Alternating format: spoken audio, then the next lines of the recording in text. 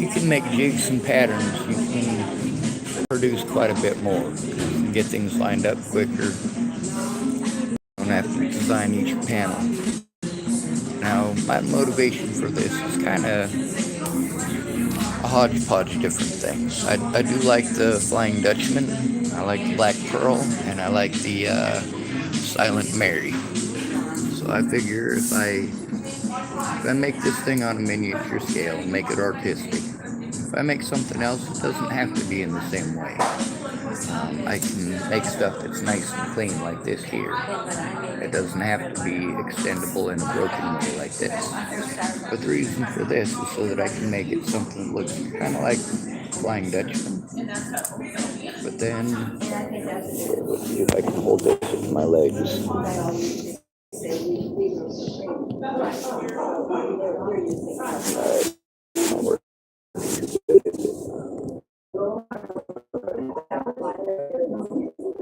Way I want it to be able to extend. Oh, I dropped it. I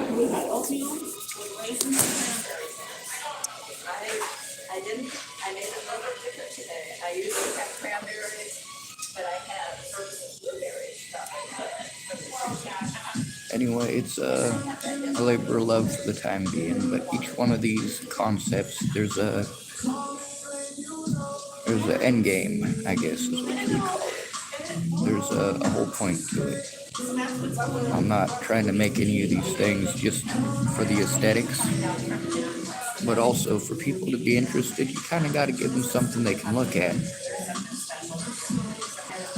And with my artistic abilities, I can make stuff bare bones and bare minimum and just add a bit to it at a time. Like to begin with, you can tell that these are all popsicle sticks or stir sticks or craft sticks. It's just basic crap. It's not an expensive $250 model kit. It's just chunks of wood. Now each one of these has its own abilities. There's different things that each one of these sticks are capable of doing. These ones, because of the grain, it's pretty easy to strip off one side or the other. It's easy to try to get the shapes that you want roughed out, so it only takes a little bit of touching up. This one is meant to be a little bit more curved on one side, whereas this one is meant to be straighter and tapered.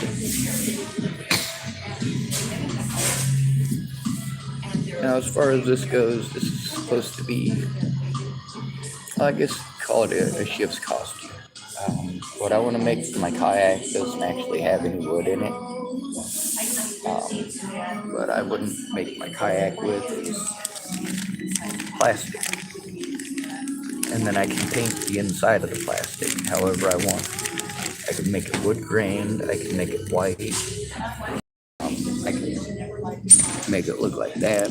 I can make a template so that I can spray paint the Legos design on it. I can do all sorts of really cool stuff. But it all comes down to understanding manufacturing and the manufacturing methods.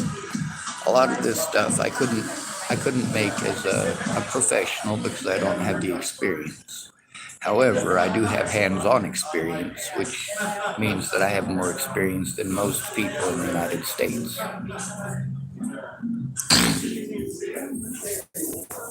Lots of people in the U.S. are really into the blacksmithing trades, right? They saw something on TV and now they want to make knives. Well, I did blacksmithing for about 6 months. What I made was hammers.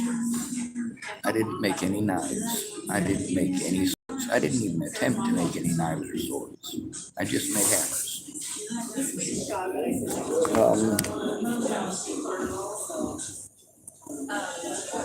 There's a lot of different techniques and methods. Once you've got the different types of pieces that you're going to put together, redesigning it a little bit for something else is, well, it's not too much.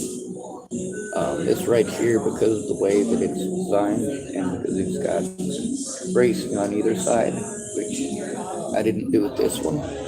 there's only bracing on one side of this one. But that bracing is important because it holds the pieces together so they can slide together and still stay in line. This piece right here is obviously not held in place. I was just testing out a concept of it because I wanted this tighten up just a little bit, and as it goes out further, it does actually tighten up a bit, which is good because I'm going to want to have a raised bow and a raised stern, just different concepts.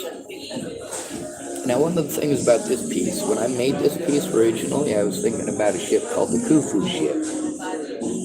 Now, obviously, this is basically all going to go together to be something hopefully similar to Silent Mary. On the Khufu ship, they had sticks that went all the way across. It was a hull on the outside. Find some I can use the boat hull. We'll call this a boat hull, right? Here's the front right here. Here's the back right here. Here's the top. And the seam on the bottom would be the keel. Now on the Egyptian ships, they were tied together. The Khufu ship, 4,000 years old, wood's still good. This right here would be, alright, so on the Khufu ship, they had all these pieces, right? And they would lay them across the external hull. Just lay it on top, lash down, like this.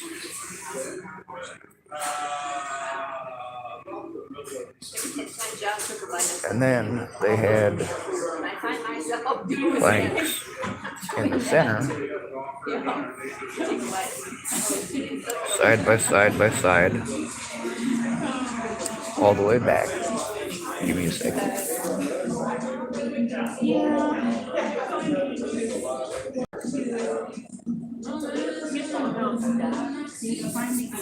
Right? And then, of course, you see how they have the notches in these? They basically had a house that was built on top of that. We'll just use this to pretend like this is the little sun house that's built on top of it. But anyway, you can look down, you walk over to the side of this, you can actually look down into your boat. And of course, the rain is going to have access to that too, so you might want to get a tarp. But this right here kind of does the same thing.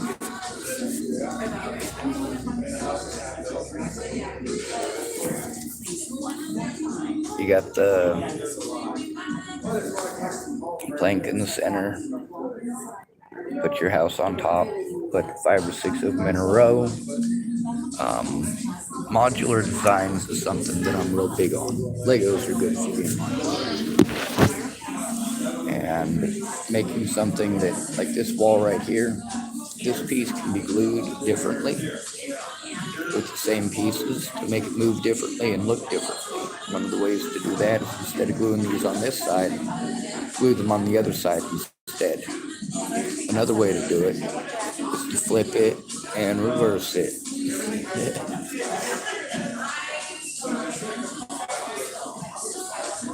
Now you can see here that if there's a piece of string that I had, they would attach these to each other, which I do actually have. Oh, I can't get a hold of it that way. Well, anyway, you can actually adjust which direction these pieces go based on the system of pulleys.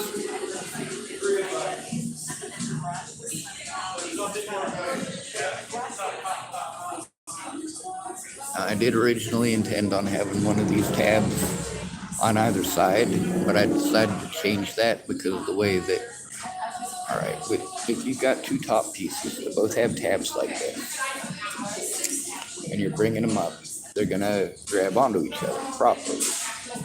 However, on the outside edge, you need to be able to make it so that it's going to stop and block properly.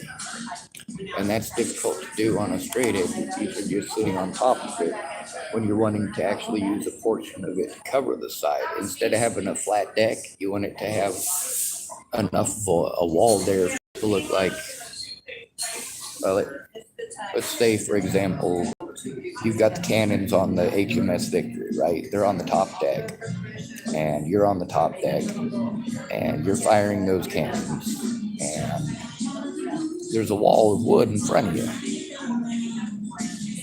It's not the deck, and then your cannon could accidentally roll off the side of the ship. No, there's stuff there to protect you, stuff there to protect your cannon from going overboard so easily. So in order to do that properly, I realized that because it's going to need to be extendable, the inside one will have to be attached. And as a result, it's going to have a little, basically an L attachment here. It would be like basically a door hinge, but a door hinge can be made a lot of different ways. I was at a place in the mountains where the guy's door hinges, instead of being door hinges, it was wrapped leather. It was glued in place. It worked just as well.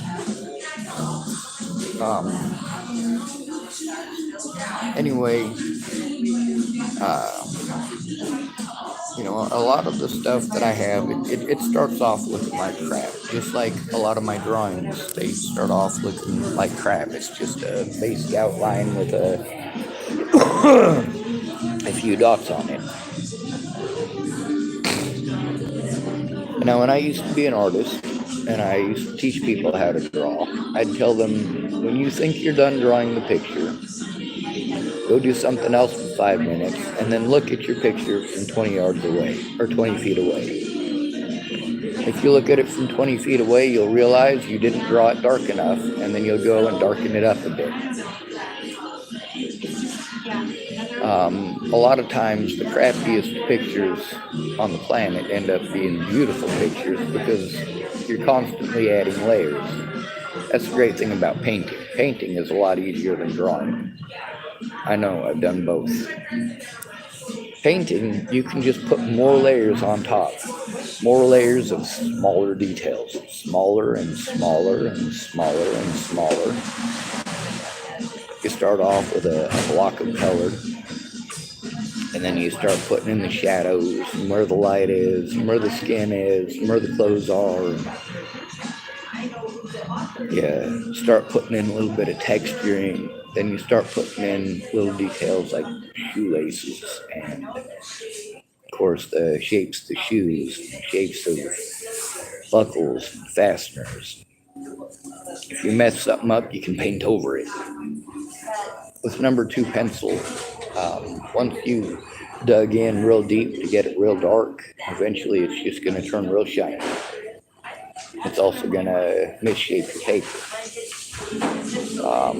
Also erasing, it roughs up the texture of the paper. So after you've erased an area, it has a different texture to it, and it makes the picture in that area look different.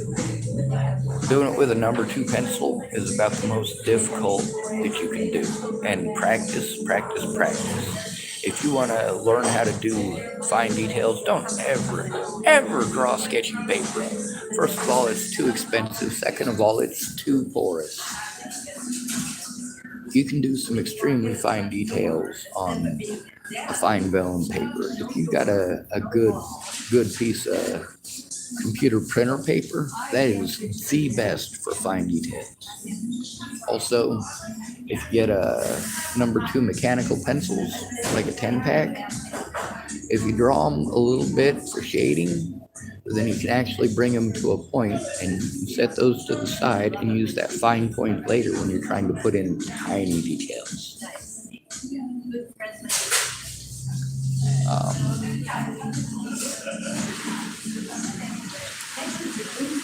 I don't have the dexterity anymore to be able to use an eyepiece and actually write words really super micro fine so that you'd actually need a magnifying glass or something of the like to read it. But I used to. and it's a lot easier to do with mechanical pencil. One thing as an artist, and any of you who are already pencil artists, you know this. You spend 70 to 90% of your time when you're drawing, sharpening your pencil. And what you need to do most of the time is spend your time looking at your subject. You should be spending about 90% of your time looking at your subject and about 10% drawing. That's at least to begin with. Once you start getting into the custom of it, it gets better and it gets easier. And you learn what to look for. A lot of people, their lack of motivation comes from lack of effort, and their lack of effort comes from lack of education and from lack of hands-on experience. Once you've seen something done, you know it can be done. When somebody shows you how to do it, well, that gives you even more experience. If somebody teaches you how to do it hands-on, that's even better. If you have to figure it out yourself hands-on, well, you're probably extremely intelligent. Anyway, all of these different parts and pieces, they have intents and purposes for future projects that, well, obviously living out of a car, I can make models, but I don't have the room for anything full size or full scale, which is why it's a good thing that I have a boat that's very short and it can be adapted quite a bit. I've also got some pretty inexpensive materials that allow me to adapt it. Most of those materials for free. I was looking at the waterproof ditty bags they have for kayaks and about the size that I needed. $70. I got this one for $4. $4. And yeah, sure, it's not the greatest bag in the world, but with less than $1 worth of tape, I can seal this off all the way around and still have a pull tab to make it easy to open. Not only that, but the best part, I went to the bag.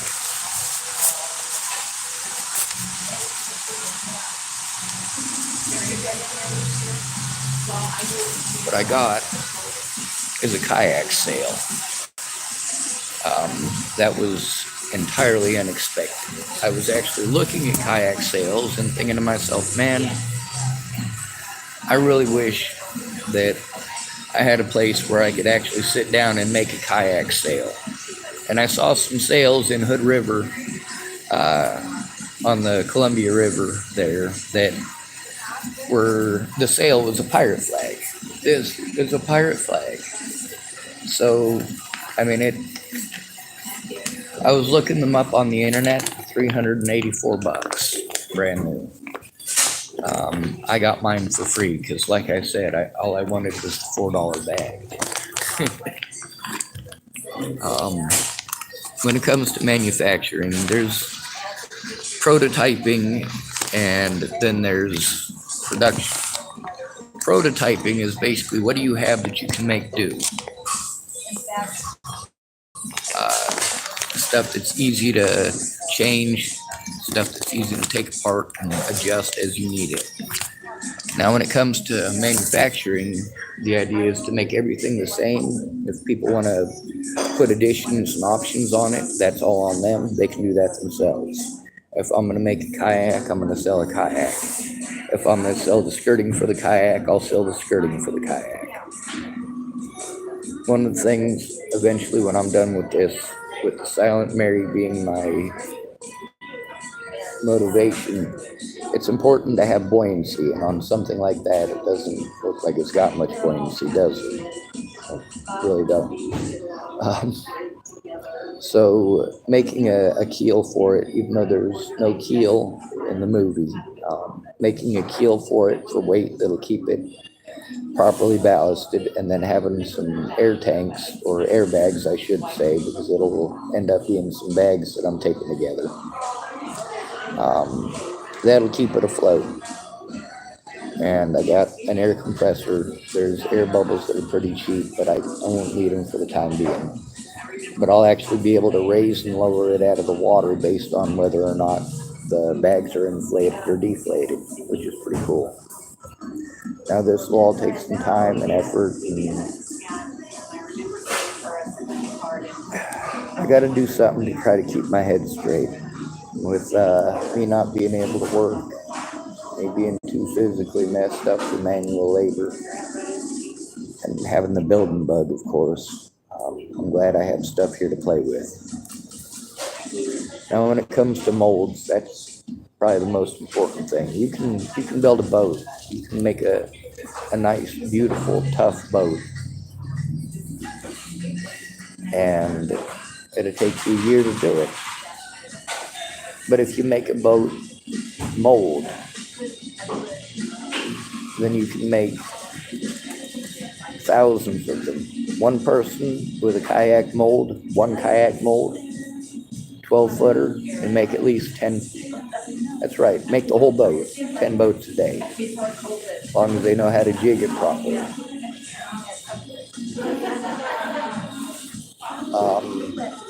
If they've got 10 molds, they could easily make more than that. Now, once you start a process like that, one of the best things to do is, before you start manufacturing the boat hulls, you want to make every part that is an accessory to that needs to go into it for it to be a proper kayak. You want to make all of those and have them in abundance. Like one day you make a harness, the next day you make the seats, and you just make the parts for it. And then you have a day for assembly where you put everything together. So one day you might make seats, another day you might make a harness, and I'll show you the harness. There's a reason most of y'all might think, what is a harness on a kayak for? Well, because I think stuff is made stupidly. That's why. Now, as far as that goes, making a harness out of recycled material is pretty easy. One of the things that I did as a roofer, my boss was lazy and he didn't like to line things up. His name was Doug Cowden. And so he bought almost exclusively Tamlock shingles. Tamlock shingles will lock together. A very cool idea. They actually make tank treads that way now. Molded pieces that you slide it into place and it locks together. Doesn't even have a pin going through it anymore. Now, when you get an education on this stuff and you really, really start getting into it, then you start looking at a lot of other things that people have on YouTube and the internet, stuff that when I was a kid, all you could do is read about it, or hopefully it showed up on PBS or Nova. And nowadays, I mean, you guys, just like me, have access to it at your fingertips. A lot of the stuff that I watch now on TV, well, not TV, a lot of the videos that I watch, they'll talk about problems that there are, and then they come up with solutions for those problems, how to fix it. And a lot of times I'll watch them, and by the time the program is over, they told me about a problem that there was, and I've thought of 5 or 6 different ways of remedying it by the end of the program. And usually by the end of the program, they've implemented 2 or 3 of the ideas that I had at the beginning of the program, and I go, I should have been a genius. All right. Obviously, this right here, the red one's S for stationary. That's actually the pattern that I made for this here. If I line the rods up properly.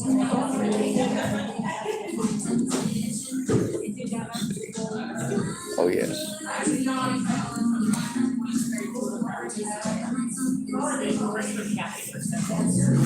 All of the red is gone. It doesn't park stationary even when it's extended. The stationary part, well, like I said, it's stationary. It doesn't move.